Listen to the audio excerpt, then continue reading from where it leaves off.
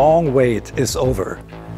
I'm very happy and proud to be able to present the most track-orientated GT car we ever developed to date, the new GT3 RS.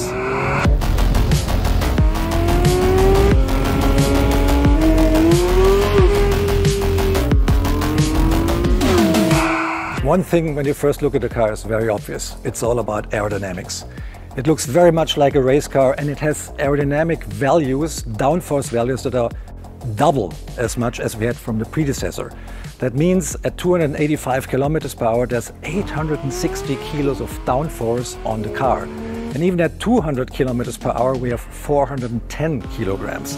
That is a lot, and that helps a lot on cornering speeds, especially in high-speed corners. And how did we achieve that? Active aerodynamics.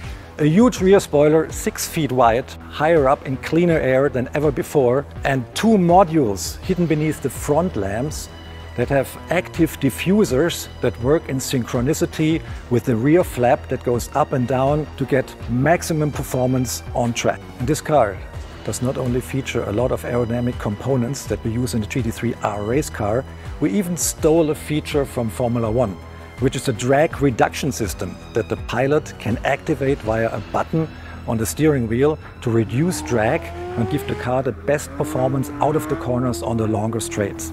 Everything on the car has a function. If we start with these nostrils here on the front hood, they're there to guide the air that exits from the radiator, which is hot, to the sides of the car, to both sides of the car, and keep the air outward of the center section where the intake system of the car is located. The cooler the air, the more oxygen we have, the more power the car can produce. And we're doing this by these nostrils and these fins here on top of the roof, which have a slightly curved geometry to guide the airflow away from the center section. This radical aerodynamical concept is not only in the middle section of the car, it's on both sides of the car as well. The airstream enters here, and there's not a radiator anymore like on the predecessor. There is a module hidden beneath the headlamps that is electronically operated with 2 diffusers. So we guide the air through these diffusers, guide it on through the control arms and all the suspension parts here, which are shaped aerodynamically.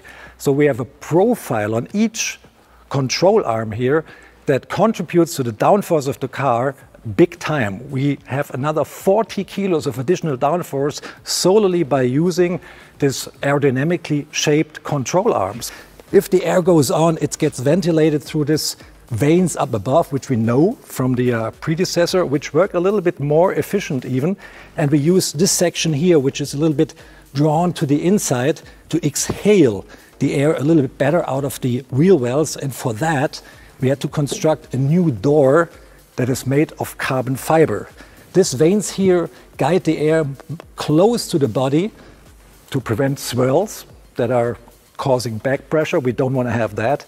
And then guide the air here through the side of the car into these intakes here, which are not used anymore for intake charge of the car, which are part of the aerodynamical concept to accelerate the air, guiding the air mostly and as flat as possible to the side of the car by using these vanes here.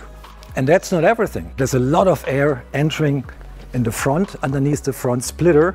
The whole under construction of the car is full of vanes and guiding flappers to get the best aerodynamical results. A lot of speculation was going on what kind of engine would be in this car. It's a 4-liter flat 6-cylinder engine, normally aspirated. It has 525 horsepower, so that's 15 more than on a GT3. How did we do that? Different camshafts, different setup, and the camshaft has higher overlap, creating more ferocity in the revving up dynamics, more power at high RPMs, which is a 9,000 RPM red line. And mated to this fire-breathing engine is a Pdk gearbox, quite typical for an RS variant because it's really quicker on the track. And this gearbox has a shorter final drive if you compare it to the GT3's unit to compensate the bigger wheels. 335 section tires, wider track, all ball-jointed multi-link rear axle, the newest generation of race dampers in this car, and this is neatly mated to the front end of the car, which has a 275 tire, a wider track than on the GT3 by 29 millimeters, and whole bespoke new wheel guiding components like the control arms or the wheel knuckles. We have a deeper pivot point here, so that gives us kind of an anti-dive system to the car that enables us to keep the car always at the same pitch, including under very hard braking. So that means that the distribution between the front downforce and the rear downforce on the car always stays the same, and the car is very controllable because there's no shift in downforce on the car. This car here has a 410mm PCCB brake system, which we know from the predecessor and which is superb on the track and on the street. As standard equipment, the car comes with a steel rotor, which is revised and enhanced over the ones we use in the GT3. The steel rotors are thicker to create more longevity on the track, and the rear calipers on this car have a different piston diameter to get even more stopping power from the super wide rear to create the best stopping times and stopping distances I think we ever had on any street car in Porsche. On the quest for maximum brake performance, we have aerodynamical aid here as well, because we can influence this rear wing, which folds up as an active air brake. So we create more resistance, more wind resistance to the car under hard braking, which even decreases the stopping times and makes stopping distances a lot shorter. There's another trick we have up the sleeve. We can control compression and rebound of the dampers in the car. The driver can do it himself. It's really very neat. You don't have to go underneath the car and play around with damper settings there. You can do it from the cockpit. We have these satellites here on the steering wheel where we can influence compression and rebound for front and rear axle. By turning the knobs, which are mirroring the same position than the satellites here, you can adjust rebound more or less front and rear and can create your own individual setup. But the PASM system, the damper control, is not all you can do here. There's another button here that says ESC TC, that's a traction control. By push of that button, you get another screen and you can adjust the traction control to your liking, and you can even turn it completely off. Another thing you can control here is the electronical rear differential. You can influence the values for coast and power to your liking. Very good if you have damp conditions or if you have a bumpier road, and you can influence the car's behavior upon braking and exiting the curve by a big time here. There will be a Weissach package as well available for the car. Traditionally, the Weissach package shows off more carbon fiber than this non-Weissach variant here. That means the front lid is carbon fiber, visible carbon fiber, the roof is visible carbon fiber, and for most markets we offer a rear roll cage made of carbon fiber as well, which is in itself 6 kilos lighter than the steel variant.